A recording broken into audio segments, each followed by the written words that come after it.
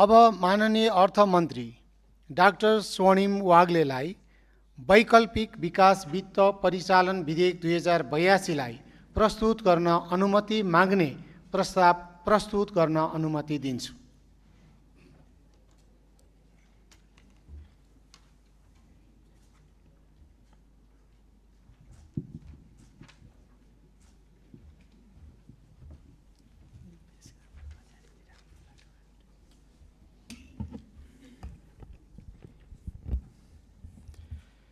सम्माननीय सभामुख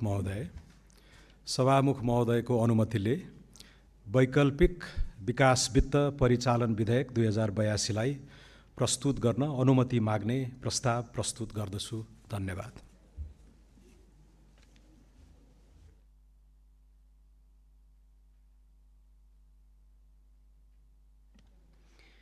माननीय सदस्यहरू, उक्त विधेयकलाई अनुमति माग्ने प्रस्तावमाथि प्रतिनिधि सभा नियमावली 2079 को नियम 105 बमोजिम कुनै पनि माननीय सदस्यको विरोधको सूचना प्राप्त नभएकोले वैकल्पिक विकास वित्त परिचालन विधेयक 2082 प्रस्तुत गर्न अनुमति प्राप्त भएको घोषणा गर्दछु।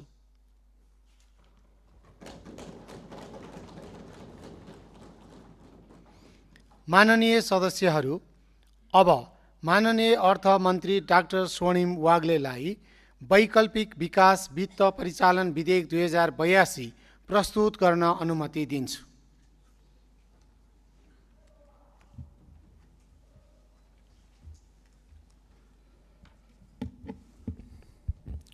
सम्मान्य सभामुख महोदय, मुलुकको समग्र आर्थिक समुन्नति र विकासका लागि आवश्यक स्रोत व्यवस्था गरी उच्च प्रतिफलयुक्त दिगो पूर्वाधार लगायतका क्षेत्रको विकास गर्नुपर्ने भएकोले परियोजनाको पहिचान, प्राथमिकीकरण, लगानीका लागि आवश्यक पर्ने आन्तरिक स्रोत, स्वदेशी तथा वैदेशिक लगानी लगायतका वित्तीय उपकरणहरूको यथोचित प्रयोग, संस्थागत संरचना, अनुगमन तथा मूल्याङ्कन सम्बन्धी विषयहरूलाई समेट्ने गरी वैकल्पिक विकास वित्त सम्बन्धी कानुन आवश्यक रहेको छ।